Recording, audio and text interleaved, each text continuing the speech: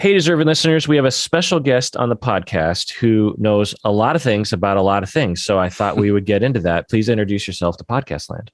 Thanks, Kirk. It's a real honor to be here today because I feel in some way I'm sitting here because of you.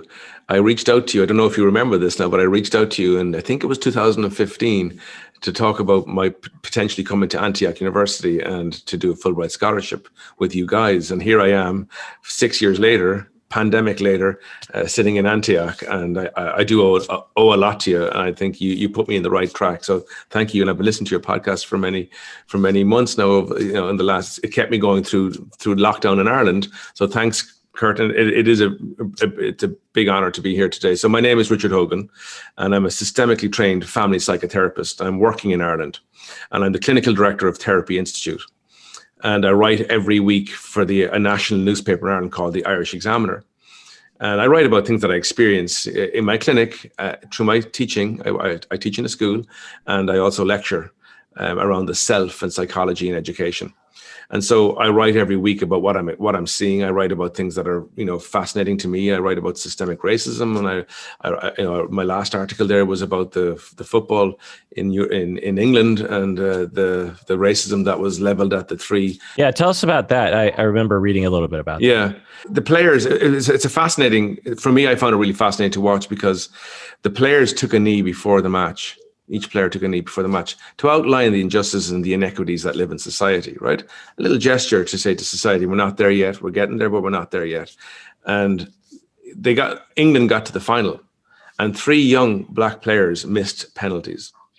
And there's a guy called Marcus Rashford. I don't know if you know him here, but he plays for Manchester United. He's 23. This guy has done more in his life than most of us will do at this young age, than most of us will do in our lives. He's during the pandemic, he did an awful lot for the area that he lives in, humanitarianly speaking. He went around and provided food. He does a lot for his society and for the people that he grew up with. And there was incredible racism launched at them. Okay. And so you could look at that, and the government came out, Boris Johnson came out and said, this is terrible. This is awful, that this is abhorrent. And of course that it is abhorrent. But at the start of the Euros, when they were taking the knee, the Home Secretary said, that's just gesture politics, and we don't get involved in gesture politics. So diminished what they were doing. And then when she was interviewed about it, and they said, what do you think of the supporters who were booing the taking of a knee? She said, well, that's up to them to do. That's their decision. That's their right to boo it if they want to, right? And Boris Johnson himself, the Prime Minister, was kind of equally muted about the whole thing when he was being interviewed about it. He kept quiet about what was going on. And then, of course, when there was a huge backlash to what these players had experienced, one of them was like 19 years of age, and the racism on social media was just incredible. They, of course, spoke out because they realized that society, that the zeitgeist had moved slightly, and that people were quite really outraged at what was happening. And then they were appalled, and they were clamorous, and they're appalled. They're appalled by what was happening. But as I wrote about it, I said, well, there's the systemic piece there. There's the systemic racism there. If the leaders are going to kind of joke about it and mock it and diminish it, you set the culture for what's going to happen in those stadiums. People in those stadiums aren't in a vacuum. They're from our society. And if your leaders mock what's going on when someone's when someone's shining a bright light on a very, very, insidious situation, and that's there for all of us in all of our countries, and you mock that, well, then you allow the culture to exist. You allow these people. And my point was that the people who launched those racist remarks, while apparent, aren't the real issue. The real issue is systemic racism. What's in our society that allows them to feel that they can launch those racist remarks and get away with it? And I think that's the kind of thing that we need to look at as a people. Yeah, obviously in the United States, we suffer from similar kinds of systemic racism and leadership problems. What were the specific complaints that they were trying to raise awareness around? I think what they were trying to say is that, people in England, and they were speaking about England in particular, don't have an equal shot. There isn't equity of employment. There's not equity of opportunities. I think that's what they were really trying to say, and they were trying to say, I grew up in Ireland, and I'm a real fan of football, and during the years you'd see bananas being thrown at black players, right? You'd hear monkey chants in the stadiums. Yeah, I mean it's been a hard sport to follow, for someone who has really incongruent ideas to that. And I think that what they were saying is that they get criticized because they're making so much money, and a lot of people would say, well, you're thriving under the system. You're thriving. You're making millions of euro, Marcus Rashford and these other guys. So how can you say it's racist because you're making so much money? But they're not talking about themselves. They're talking about everybody who exists in this society.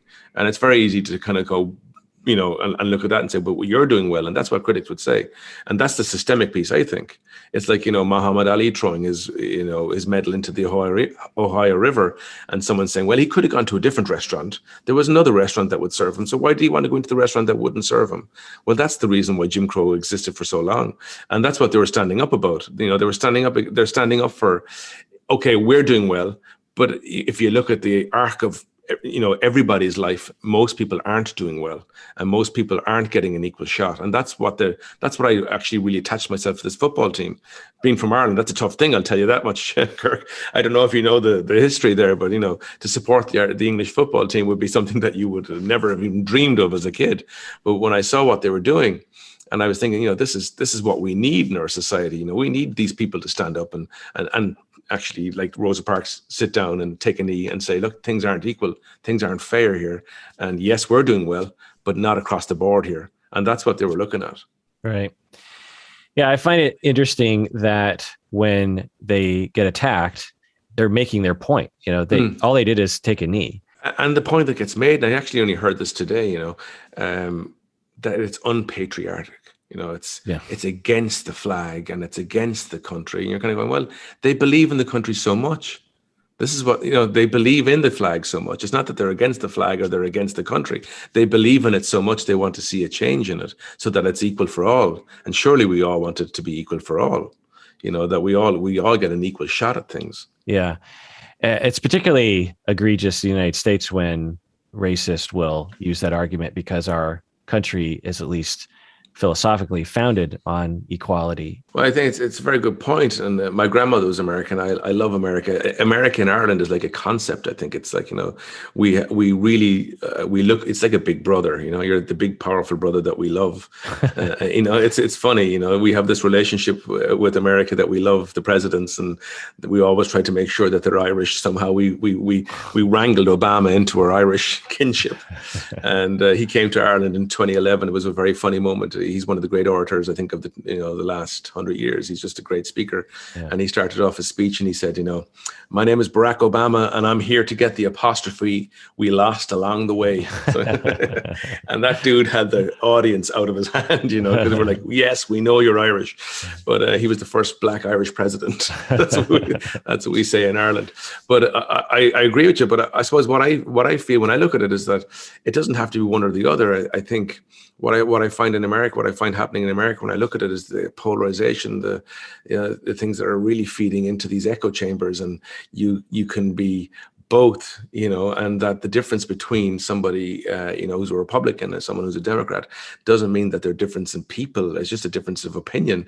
And surely we can sit with the both and position. You can be patriotic and you can be a Democrat, and you can be patriotic and you can be a Republican. And those two things should exist, 100%. But to say that someone can't kneel to stand up for inequality is, to me, against the American ideal. You were involved with a television show involving people coming together with opposite points of view. Tell us about that. Yeah, thanks, Kirk. We developed a show called Eating with the Enemy, and I saw it over the last 5 years. I'm always watching American politics. I'm always, really interested in what's going on in America. It's just kind of my background. My grandmother was American. We always talked about America. We always went to American holidays. It's just been a part of kind of the family and our tradition. And in Ireland, you go to American holidays? Yeah, we go to America for holidays. Yeah. Oh, you'd go to the United States for holidays. Oh, yeah, we go to holidays. Yeah, I was just trying to imagine in my head. I'm like, you were celebrating 4th of July in Ireland or something. And we would, as a family, we would talk about, say, Thanksgiving, definitely. Oh, really? Yeah. Oh, okay. That'd be something we talk about in November. Yeah, for sure. That's And cool. I'd have friends of mine who were American, and we'd always connect on WhatsApp and talk, And so there's always been that connection, as a family.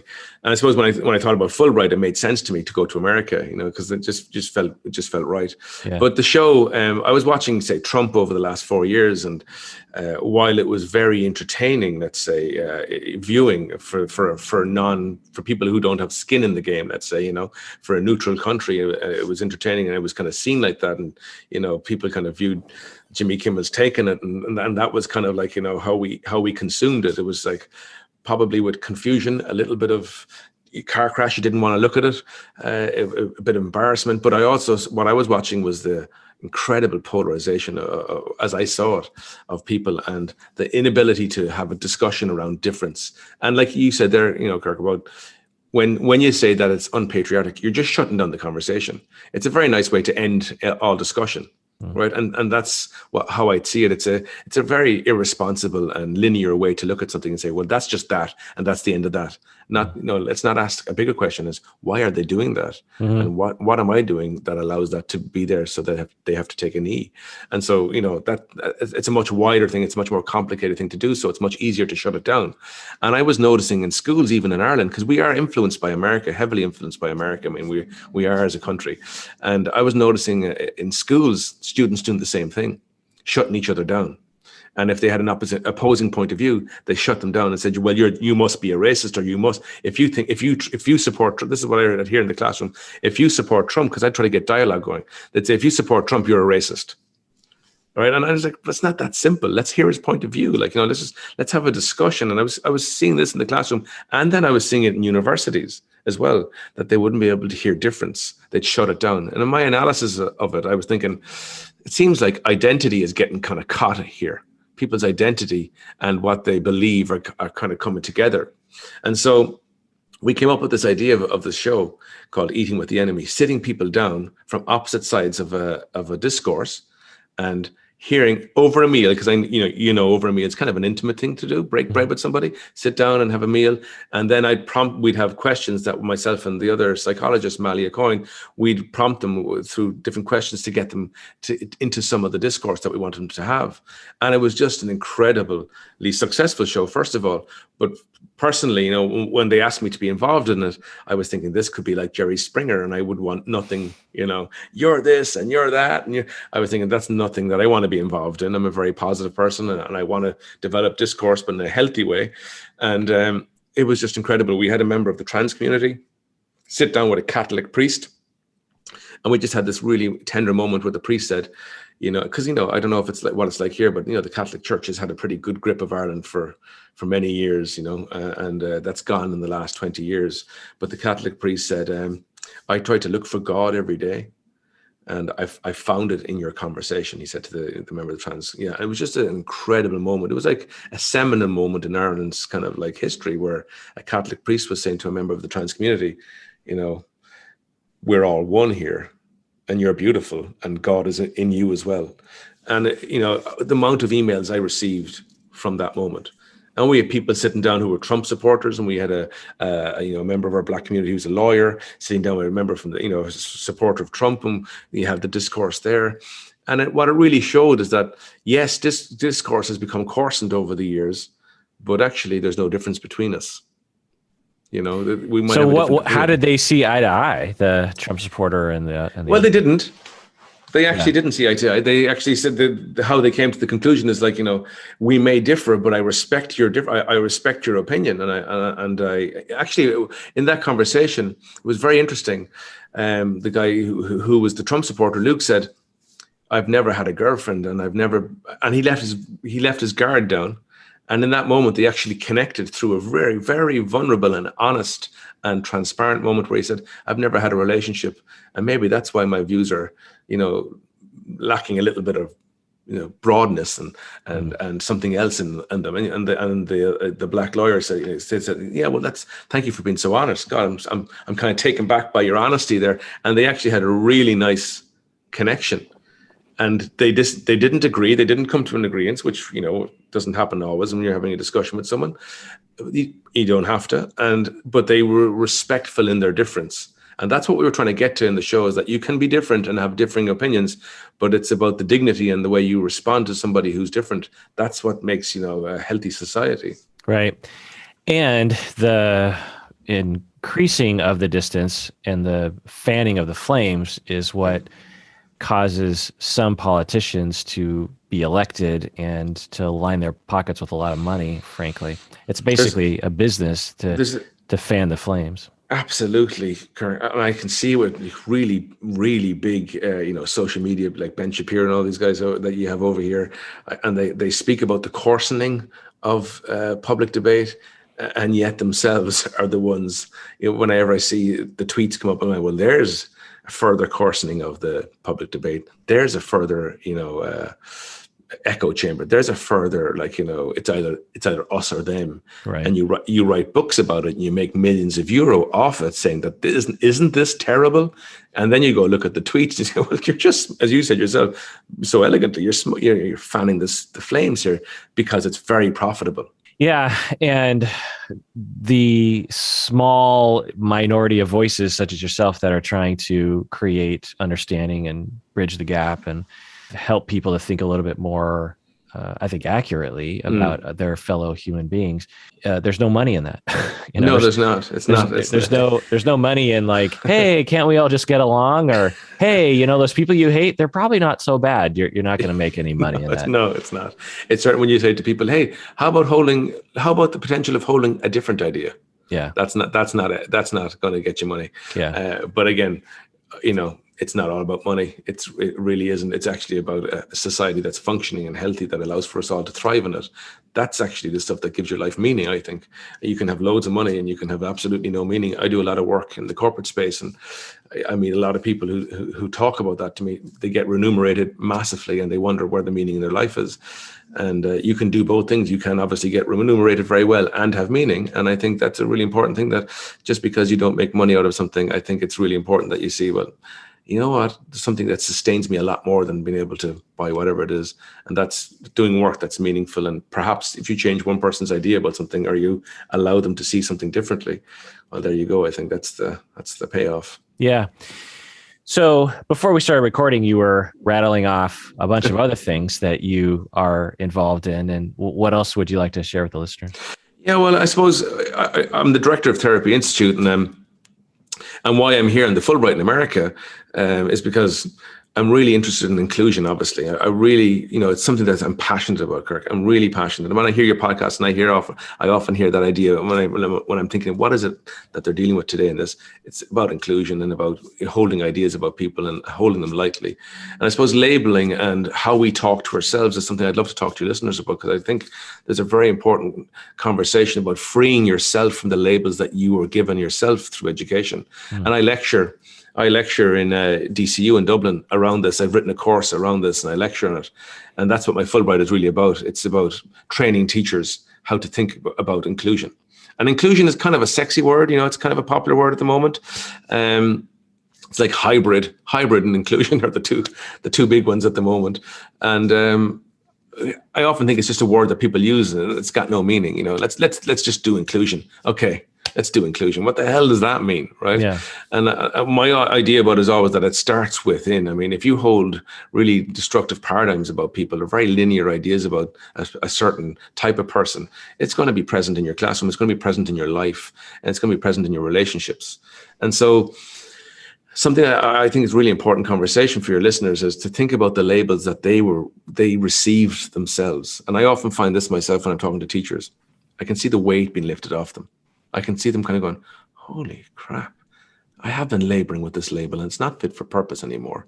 And I myself, as a kid growing up, my dad was a journalist, a pretty famous journalist in Ireland. He wrote for the Irish Times and everything looked great on the outside. Everyone said that family is fabulous, but he was an alcoholic. And so we were living with addiction, and it was a pretty unpleasant place to be at times. And I certainly was labeled as a kid going through school as, being bright and capable, lazy, not like his brother, all that kind of stuff, difficult, problematic, those kind of things were definitely thrown at me as a kid, and doesn't care. Those were things that, it doesn't, going to waste his ability. And those are different things I heard as a kid coming through the school, and really labored with them for a long time and lived them out for a long time until I figured it out myself. And I think we all get labeled very, very heavily through the educational system. Yeah, absolutely. Whether it's direct labels like you're dumb or you're lazy or stupid, something, or you're just treated that way. Yeah. You're treated like you're incompetent, treated like you don't matter. Then those concepts definitely become internalized. Yeah, they absolutely do. They become entrenched, and then they become, not only are they, firing, these neurons are firing together, they're making this thought, they're becoming pathways. So when you have a thought about yourself, it's this negative thought: I'm not that good, I'm not valuable, I don't deserve anything, and then they go off and launch into negative relationships to confirm what they already believe about themselves, and further have dysfunctionality in their lives. And I think that's such an important conversation to have, so that you free people from the paradigms that they hold about themselves. Because generally, and this is what I found in my research, and I've carried out a lot of research around the self and inclusion and labels, and when I say this to students, teachers, and to parents and to teenagers, someone who launches out a label and calls you stupid, or a teacher who says something negatively about you, or even, I think it's even more insidious than what you described, they just ignore you. And there's an unwritten thing there. You don't bother me, I don't bother you. You go through this. I'll teach these guys. You shut up over here. And I mean, it's an incredibly destructive thing for a child to experience, that isolation. Then that's what it is. It's exclusion. And that stuff really hurts, physically hurts. Like neuroscience would show us that when you're excluded, the part of the brain, the dorsal portion of the anterior cingulate cortex, fires. And that's the same thing that fires when you hit your hand with a hammer. And it comes from your evolutionary past. It comes out of, like, when we were starting off on this human journey, and we were, in our tribes. If you were outside that tribe, you were certain to die. So your brain developed a warning system to kind of go, whoop, get back in your tribe here and don't be excluded. And when you do that to a child, you're actually, you're firing that part of the brain, and it feels sickness, really, really terrible. Just this churning develops within the child's thinking about themselves. And as you said there, the internalized voice becomes negative. And so what I try to do is I try to, when I say to teachers, write down the labels you've received, positive and negative. And generally the negative one is, and the positive one isn't so full. The odd little thing here, but really, stupid, not that good, you're not as bad, you're not that bad, you never amount to, one person said to me, you never amount to anything, you're just like, you're not capable, you're stupid. And so what I try to show to people is that when you launch a label about someone, and think about it yourself when you're working and you're meeting people on your podcast, and your brain is going to be firing it and thinking, you're probably thinking when you met me, Irish guy, and there's a few things going on in your head that you'd categorize, right? And that's because our brains are generally, beyond comprehension, but also a bit lazy. Mm. And we have about 60,000 thoughts a day. And are we conscious of those? No, we're conscious of the familiar ones. It just feeds up the familiar ones to us. And we're going to go, yes, I know that kind of person, Kirk. So someone like I know in psychology. And so your brain is kind of going, yes, in my in bias, in my out bias. And so we're saying these things. And so when a teacher says something really negative about us, it's speaking to their inability to have competency to manage you, or to motivate you, or to instruct you in a positive way. It's a way of relinquishing responsibility for the fact that you don't have the competencies to deal with the child. Mm. So when a teacher says that child, and I hear this all the time in the classroom or in the staff room, that child, Kirk, oh man, he's so lazy. He's such a pain in there. You hear those conversations, and I know exactly what's going on. Another teacher comes in and goes, yeah, he is really lazy. And then another person comes in, and it's a real powerful force here. Three people sitting down going, that child is some pain in the arse, or whatever they're saying about the child. And you can imagine what they do when they go back into the classroom and that child is sitting in front of them, because their ideas have been affirmed by their other colleagues. That child is going to get absolutely excluded from the educational process. And it's really important that when you're a child who's experienced labels, because that's what we all experience. And when you're like the eldest, the middle, and the youngest child, let's say if there's three in the family, your parents are labeling you, mm-hmm. the responsible one, the quiet one, the crazy one. You're getting labeled by your family. And when your parents speak about you to their friends, and you hear them saying, oh, Richard, he's just an anxious child, and you're getting labeled like that. Again, it's about inability. It's about competencies. It's about the inability to be able to manage or to productively develop something in a child, positively help a child. And so when you label, what you're doing is you're removing the locus of it within you as the parent or the teacher or the educator, and you're putting it inside the child, and you're saying, well, that's them. That's what they have. It's not my responsibility. It's them. They're lazy. They're good for nothing. They're stupid. So it's not me, it's them. Right. And it's incredibly destructive. Yeah. Yeah, well put. When we feel powerless, teachers are tasked with getting the kids through school, helping them to learn, getting them to pass. And when a child isn't doing very well in school, you might try a few things as a teacher. If those things don't work, then there's a temptation just to blame the student. And I notice this, and I see it for sure among therapists as well. When therapists get together, they'll label certain clients. But the difference with teachers is that multiple teachers will have contact with the same student. You don't usually have that with therapists. Therapists are usually consulting about a client that none of the other therapists know about. But anyway, I worked for a while, as contracted for many years with a school, and I would integrate as a professional with the other teachers and the students. And I would come to the student population fresh. I didn't know anyone. I didn't know the labels. I just came to the students with an open mind and would experience them as they were, so to speak, because I didn't have any preconceived notion.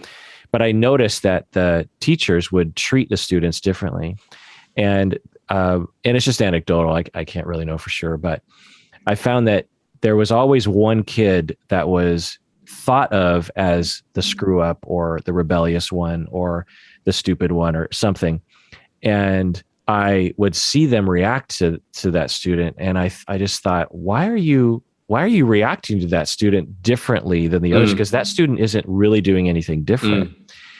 Or the student would just be a little bit more extroverted or a little bit more, or sometimes I would take a guess and say that some of the more jockish students would be labeled stupid or something. I don't know if that was a bias, just like, he's sort of a dumb jock, even though I thought, well, he's not dumb. he's a little jockey, but it's fine. Yeah. And it affected the rest of the students. I noticed that. So I'll never forget, there was this one moment where I'm hanging out with students, none of the teachers are around, and everything's just kind of fluid and moving around socially, and people are talking and I'm talking with them. The teachers come in and as the students start to interact, I noticed they started labeling this one student. And then I saw the rest of the students kind of react to that student differently. And then I saw the student kind of shut down. And again, it's just anecdotal. I could just be making up a story, but I felt like in this little moment, I saw the kids being free to be themselves, and that one kid able to be themselves without feeling like there's something wrong with them. The teachers come in with whatever story they had developed. Maybe the kid was, difficult in the past or had trouble in some class, and then they just label the kid or treat the kid a certain way. And then not only do they get that, but then all the students fall in line with that narrative of that student. And then the student shuts down because of that narrative. It was interesting to watch for sure. Oh, that's an incredible anecdote. That's an incredible insight into what I'm kind of talking about in my study. I mean, that's absolutely it.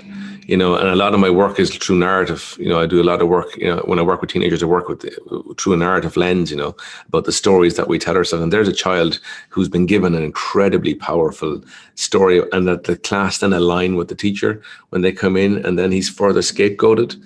And, it's so destructive. And you can imagine where that child goes off. And you'd love to talk to that child now and say, how long did it take you to figure that out? Did you figure it out? That it's about your teacher's competency and the students just went along with it. But there's a very famous study called the Pygmalion in the Classroom. I don't know if you're aware of it, by a psychologist, Bob Rosenthal, in the 60s. I think it was 64, carried out the study. He went into a school that was very highly streamed. One was like, academic and going to go, and down here in 5 or 6 were like, not going to attain anything. They were considered like the dunces, and they weren't going to go nowhere. And Bob Rosenthal and his team came into the school and said, they're carrying out this test for Harvard. So it sounded pretty good, Harvard, right? So all the teachers were like, whoa, Harvard are here, fab. And they were carrying out this test called the inflected acquisitions test, right? And so they went through all the schools, all the classrooms, testing all the students. And then they gave back the feedback to the management and the teachers, and they said, you're class 5 here. They tested the highest for inflected acquisition. They're going to go, they're your superstars. And the teachers are like, what the hell are you talking about? These guys are the dunces. They're like, no, this test, which is like, Harvard. And they were like, okay, Harvard, it has to be, reliable. These students they're going to really do well. They've got great potential. And when the real study was, they wanted to, what Bob Rosenthal and his team were doing, let's see how the teachers talk to the students now that they've got a different idea about who the students are. And they noticed when they set up the whole system and the real study, the teachers were much more hopeful in their conversations with the students, and as a result, their grades exponentially went up as a result. And that's exactly that's what brought up for me there, as you were telling that story. There's a kid who's been given a narrative, who's been given a narrative that's going to always stop him from thriving, that he's going to live out and live that story out. And that's why I wanted to have that conversation. It's really important that we free ourselves from the paradigm, these restrictive paradigms, because, Kurt, as you know, anything is possible. We can do anything once we start to believe in ourselves. And Obviously, when other people believe in us, which exactly is what you're saying, right? We can't believe in ourselves unless other people believe in us. That's my belief. Yeah, and true. And I noticed this in my work with kids early on. I noticed that when I said, we'd be talking with the parents and the kid would be like skipping school or getting too angry at home or something, losing his temper. And I started to say to the kids, I know that you can do this. I know you can control your anger. I know that you can divert your anger in a different way, because I know you because you're a good person and you're smart and you're capable and you're mature, even though in the back of my mind, there's another narrative, a competing narrative, that the kid is a screw up, that the kid will never amount to anything, that the kid has an emotional problem. And it's easy to have that kind of narrative, particularly if that's the narrative of the family. And as I would just continue to, I would have to believe it to say it. It's hard for me to lie, but also I felt like if I truly believed it, it would come across differently too. And so I'd really focus, and almost like a mindfulness exercise, focus on the positive of this kid and really emphasize that and say, I believe in you. And again, it's just anecdotal, but I found that the kids would rise to the occasion. They would say, I just imagine that's what's going on in your head, is what you're talking about. Yeah. That, you mean I'm not a screw up. I'm not a problematic person. I'm not a person with an anger problem. I'm what this guy says, which is I'm a mature. Actually, where I got it from is my mom. My mom had a daycare in our house growing up. And so I watched her masterfully manipulate / help the children, because, there's 10 4-year-olds running around her house and she had to keep them under control by herself. And since we lived in a pretty small house, I couldn't really get away from it. I wanted to at the age of 14, but I couldn't. But so I passively observed the way my mom dealt with people. And one of the things that she would do is this: she'd be like, that's like a kid would fall and they weren't really hurt, but they would start screaming, and my mom would detect they're just, playing it up. And my mom would come up and say, you are a big girl and I know you can take it. And the kid would go, and you just see the kid sort of stand up. I'm a big girl. I can take it. And the kid would go on. I'd be like, whoa, that's masterful. It's very true. And I think that's what influenced me in working with kids. And what that is like externalizing the problem and reframing it. Yeah. So, and they're the two techniques that I often use with teenagers, is externalizing, because you do have ideas about yourself that they're concrete. The self is concrete. So, it's an error in our thinking that the self is a very concrete thing. And so if you say that I'm this, well, that's what I am. If I'm a big girl's blouse and I'm soft, that's how I'll be. And so that's what people think, And so it's really important that when you externalize something, you remove the problem. So narrative therapy would say the problem is the problem. The child isn't the problem. The problem is the problem. And with the way you're talking to your students, is that's what you did there. As you said, this is the issue here. We need to look at this, not you, but this behavior. Right. And that it's not me. It just changes their thinking. And then you reframe it for them. Yeah. So you're such a Renaissance man. I'm curious what your career is going to hold for you in the future. Well, I'm thinking about forming the Beatles next now, and I see. Is that a Rickenbacker in the background there, Kirk? Is it? No, it's yeah, I won't go into it, but Yeah. it's not a Rickenbacker. It looks lovely anyway. I play the guitar myself. Okay. I love music. But so the future, I set up a charity. I work in the Philippines a lot. I've been working there for 15 years. I've got a charity called Embrace Philippines. I'm hoping to develop that further. It's all about inclusion. I work with the Badjao children out there. It's just an incredible experience. Which children? The Badjao, they're an incredible tribe. They're a seafaring tribe, Kirk. If you ever felt you wanted to come out and experience this thing, I'd love to have you over there. It's an incredible experience. I've been working there now for 15 years. 2 years ago, I set up a cultural exchange where they came to Ireland. 3 members of the tribe came to Ireland and lived with me and my family. It was just an incredible experience. And they're called Badjao. They're seafaring. So they live above the water, really rudimentary, really, their only financing is the fathers kind of swim for pearls. The fathers can hold their breaths for up to 5 minutes, and they walk on the seabed and they go, fishing, and they collect pearls, and then the kids sell the pearls. It's just an incredible culture. They're the most beautiful, open and funny people you'll ever meet. And, I've been doing that now for 15 years, and at the moment we're trying to build a school, but it's been slow because of COVID, and they've been very heavily affected by it. So I'm trying to set up a medical mission where we're providing food and medicine and education, and we're training Badjaos to go into third level education so that they can come back and educate their own and set up a system where it just sustains itself. And that's what we're trying to do at the moment. And it's just where can people find out more information about that? Yeah, you can go onto our webpage called embracephilippines.ie, www.embracephilippines.ie. We have a webpage there, and you can contact us, and we have a newsletter that goes out. We talk about what we're doing, and it's just a real passion of mine. It's just something that I feel incredibly privileged and honored to be allowed into this tribe. And I always leave a little bit guilty, thinking I learned a lot more again about myself than they could have ever got from us in our project. It's hard to describe them, but they're the most open and honest people. There's no guard. In Western society, we've a bit of a guard, checking each other out to see what you're about and do I like you, and all this kind of stuff that we have, and we're closed. They're just the most open and actually hilarious people you'll ever meet. And I go over there once a year and I bring over students, and we do a project, and it's great fun. It is great fun, but that's something that I want to work in more as I get older in my life, for sure. Yeah, I don't know if this applies, but I will sometimes talk about the idea that as our Western societies become the way that they are, which is more isolated, more technology-oriented, more work-oriented, more, I don't know, keeping up with the Jones, disconnected, yeah.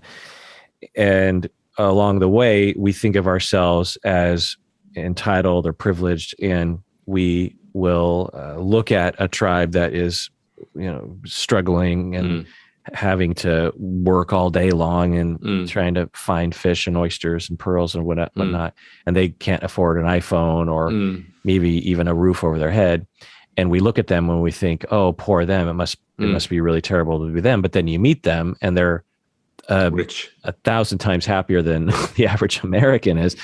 And the lesson potentially is that our bias for materialism, for technology, for the kinds of things, the kinds of things that we will value is actually in direct opposite with our human needs. I couldn't agree more. When you live in a situation like maybe the people that you're talking about, you're in frequent contact with your friends and family, you are connecting with nature, you're not being bombarded with a bunch of complicated emails and tasks, and you are able to speak your mind directly to someone. You don't have to tweet. All that facilitates attachment and our natural state and happiness and feeling of safety. Do you experience that with those people? I couldn't agree more what you're saying there and echo it. And I've written a lot about this in Ireland. I think it really is a striking observation as a human being. to go out there and to see people, and you have preconceived presuppositions about wealth and attaining things and gaining stuff. And I think it's such a good point you raise, because I talk a lot about happiness and how to achieve happiness and contentment, whatever that is. And a huge thing I find when I'm with the Baggio is that they are so connected to each other. In one small little tiny room with a corrugated sheet of iron over them, you might have the grandmother, the parents, the children, and their children. So you'd have like 4 or 5 lines of the family, and then they're all connected.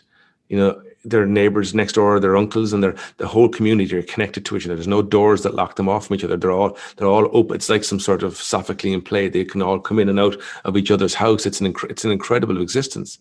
And when they came to Ireland to live with me for 3 months, I asked them many times, "What do you think of my life?" I'd say, "Too fast, too fast." And they say, "When do you get time to, be you?"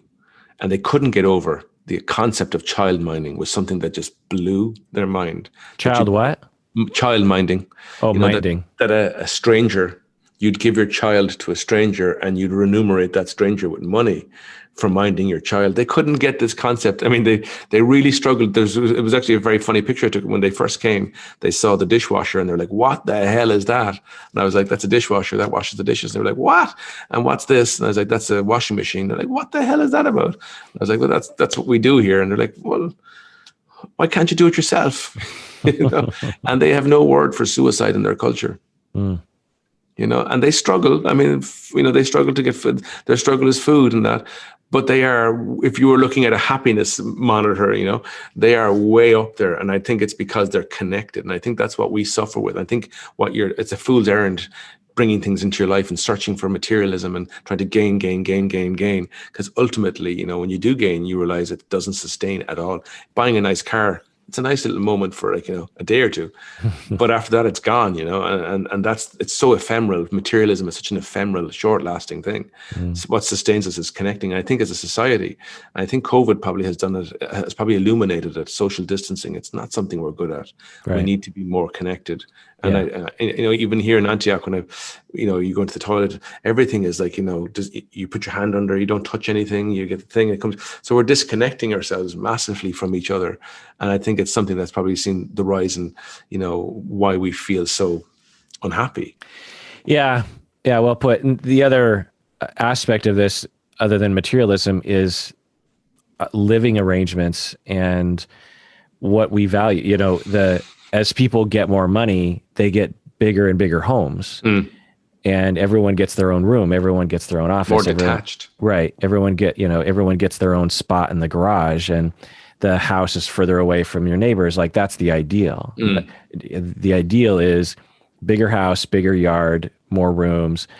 And I think that that's not necessarily a terrible thing, but I think that people need to think about, because it gets annoying, people get on your nerves, right?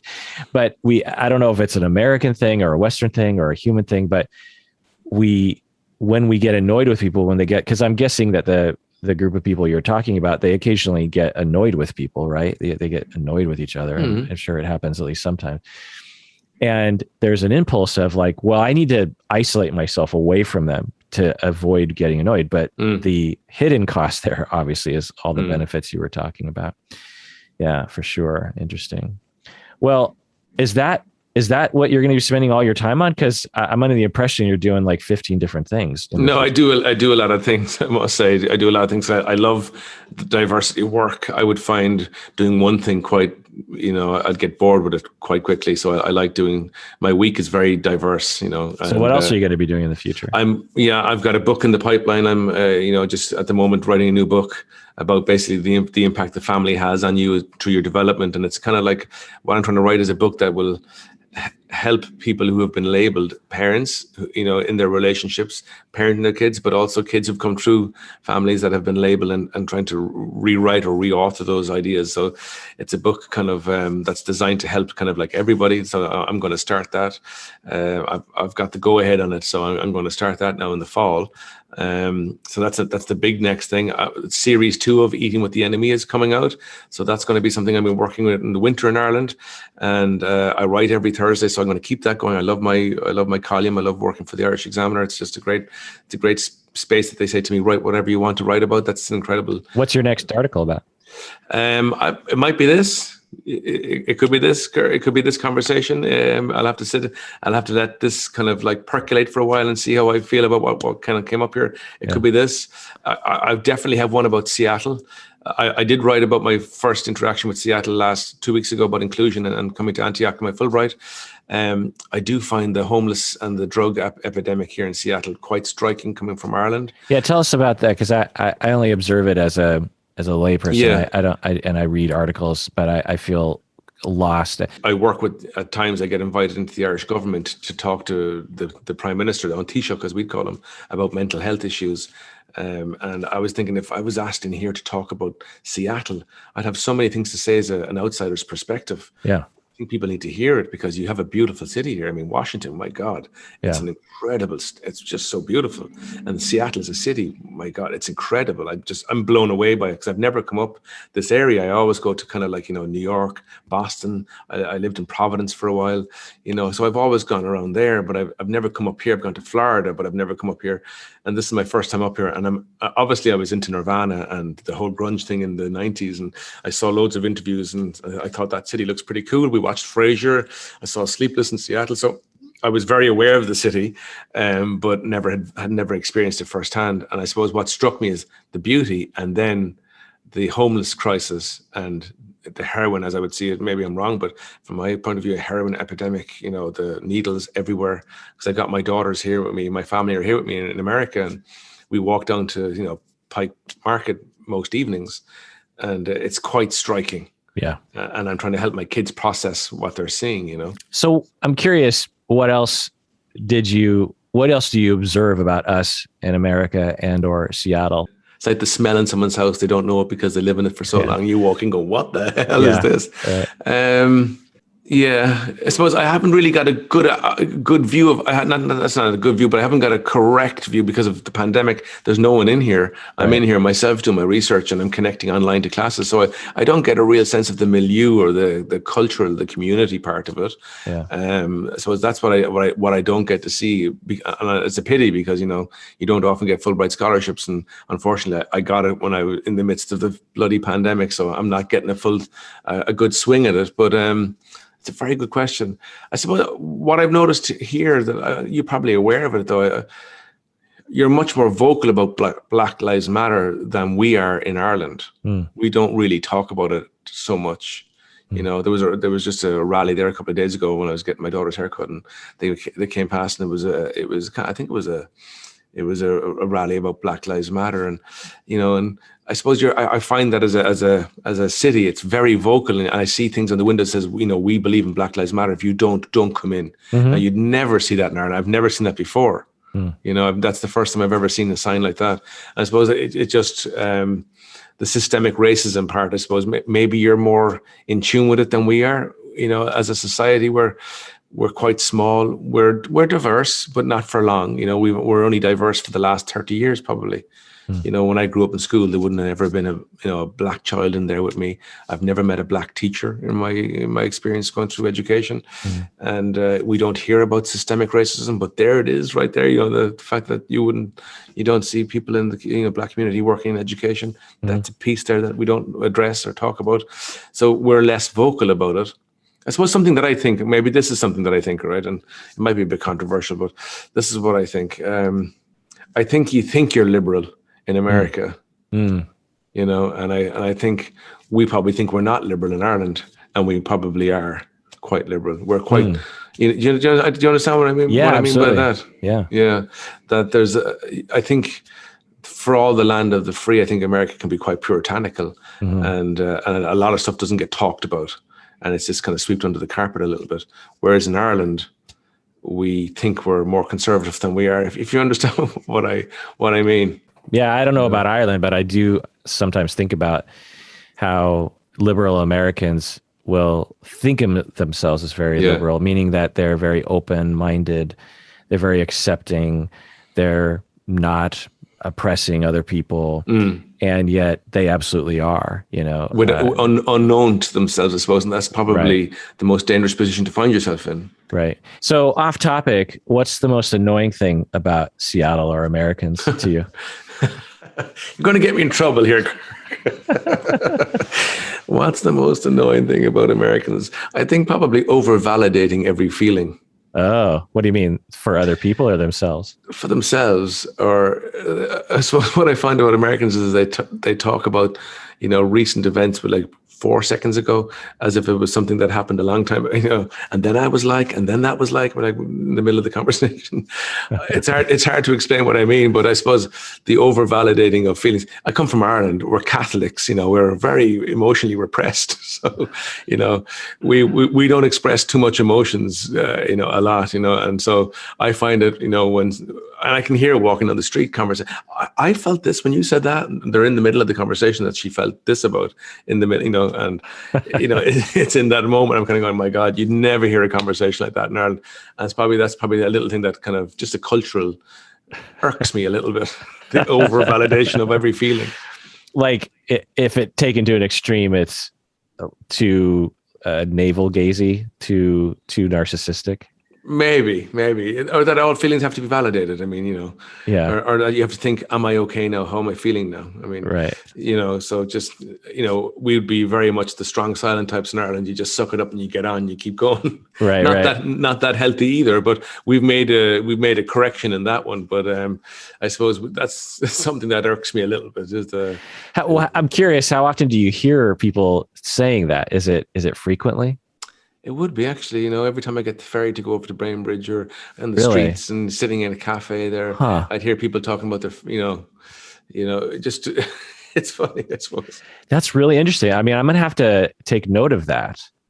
And because, I trust your observation, and it's, as you say, you walk into a house where there's a funny smell, the residents never smell it because they're nose blind, and someone from the outside notices things. And so I'll have to take note of that. I suppose, I was listening to a conversation on but this is probably an example of it.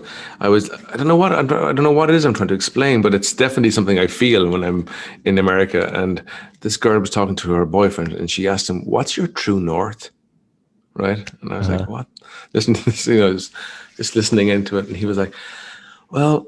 And they were having this conversation about what's his kind of truth, I think, and you would never hear a conversation like that in Europe. Somebody never said to you, "What's your true north, Richard?" Like, what the hell are you talking about? Yeah. What are you on about? I suppose that's kind of a West Coast thing, honestly, because it reminds me of... It's kind of lovely in a way. I think it's kind of lovely, but it's kind of just, I suppose it's just striking for me. It's sort of stoner talk. I feel like the West Coast has a fair amount of stonerism in its culture of just like, whoa, dude, like, what are you feeling, man? What's coming up for you now? There's a lot of that that's been going on since the 70s, I think. And so I think Seattle probably has a fair amount of that. That's funny. Then as Europeans, I suppose what we notice when we look at America is that a lot of Americans, not all Americans, but a lot of Americans talk about it being the greatest country in the world. And it's a great country.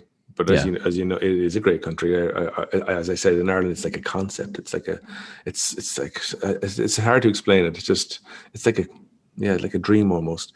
This idea of America. It's just such a beautiful dream kind of to us. But there's, if you need to say that it's the greatest country in the world, and I hear this when I watch Fox News, they talk about this is the greatest country in the world. I'm like, well, you'd never hear an Irish person or an Irish prime minister or the Taoiseach say this is the greatest country in the world. You never hear the French president saying this is the greatest country in the world. But it's just something that American politicians often say. You're kind of going, who are they saying this to? Because who are they trying to convince? This is what I wonder. Who are they trying to convince when they say those things? Yeah, and by what measure exactly? Yeah, right. Exactly. Like, what's your metric? Exactly. Yeah. What's the metric here? Or I think that has to do with the fact that in other parts of the world, you have the benefit of having other countries that are close by. In the United States, I think you're right. Vast majority of Americans, the only borders they would and if ever they would cross, would be into Canada or Mexico. And so, and I think the vast majority of Americans don't even do that. So there's this ignorance of, I'll never forget. There was a sort of a distant relative, and that it was during the Fukushima earthquake, and the it was in the news, and we were talking about it over dinner, and this distant relative said something like, "Oh yeah, I mean, earthquake in Japan, and those other countries, their buildings are just so flimsy, they just like fall down." And I'm like, what the hell? I'm like, Japan is one of the most technologically advanced, and particularly with earthquake safety, their buildings move with it. Yeah, in the world. And she just had this idea of like, well, it's another country, therefore it must just be, one of those crap countries, as some politicians would call it. And I'm like, the ignorance of that statement, and the notion that another country could actually have something better than the United States is actually really quite strange to people. Like, wait, another country's doing something better than us? That can't be. We have the biggest military. We have Hollywood and Apple, and we're the best, and it limits us severely. And I think Europe benefits from being able to say, well, Ireland's doing this thing and they seem to be doing well. Let's try to adopt exactly. that. We do that with Europe. We do look at each other, and there's a lot of communication between the countries, a lot of conferences, a lot of meetings about what's going on, what's working.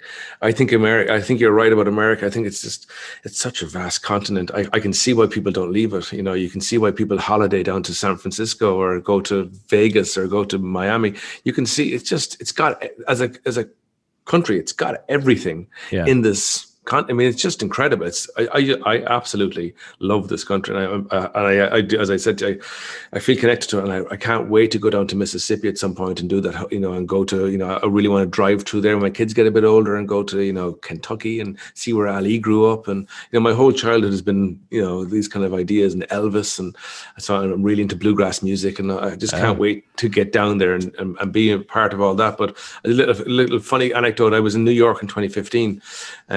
And we were at a bar, and these girls came over chatting to us, and we were chatting to them, and they were saying, "Where are you guys from?" And we were like, "We're from Ireland." And we're like, "Oh my God, that's amazing." They're like, "Do you guys know of Michael Jackson?" And I just played along, and I was like, "Michael who?" Like, Michael Jackson. I was like, "No, never heard of it." I was like, "What is he, a basketball player?" She's like, No, Michael Jackson. And then she's like, "Oh my God, they don't know who Michael Jackson is." She's like, "Do you know Coca-Cola?" And I was like, "No, Coca-Cola." And we had this conversation. It was just funny. Myself and my brother were laughing. And I asked her, I said, "What do you do as a career? Do you mind me asking?" She said, "I'm a primary school teacher." And I said, "When the kids ask you about Europe, what do you tell them?" And she's like, "What do you mean?" I said, "Because you've obviously got a concept of Ireland has been like, we're all in caves and there's no TV." I was like, "Of course," and rolling hills, and there's no community. I was like, "Of course we know Michael Jackson." Of course. I said, "He played in Ireland in like 1986, for God's sake, in Cork." I said, "Of course we know him. Of course we know Coke." I was like, "I think you need to have a little look outside America and see what's going on in the other parts of the world, because, your kids are going to ask you about it. Right. You have to be able to inform them about it." Yeah. Well, thanks for coming on the podcast. It's been a great honor, Kirk. I mean, honestly, I've known of you now for about 5 or 6 years, and I do listen to your podcast, and I do feel somehow that you're responsible for this chaos in my life currently in Antioch University. That you put me in the right direction. So, I mean, when I sent you that email the first time, because I saw a video of you talking about Antioch, I thought, that's the dude I want to talk to there. He seems to know his stuff. And when we spoke, you could have easily kind of gone whatever and ignored that email, but you were generous enough of spirit to say, who you need to talk to? It's Colin Ward. And so you pointed me in the right direction. So for that, I am eternally grateful. So thank you so much. Can I just say to your listeners, if they want to connect with me, they can. I'm on Instagram, official Richard Hogan. And I'm always putting up my articles that I write for the paper, and I'm putting up ideas about parenting, and I'm putting up ideas about society and how we can be more inclusive as a society. I'd love to connect with some of your listeners if they wanted to. That's official Richard Hogan on Instagram. Yeah, great. All right. Well, everyone out there, please take care of yourself. Because why, Richard? Because you are absolutely unique, and there is no one but you in this world, and our time here is finite, and make the most of it and free yourself from all the negative stuff that holds you back and just thrive.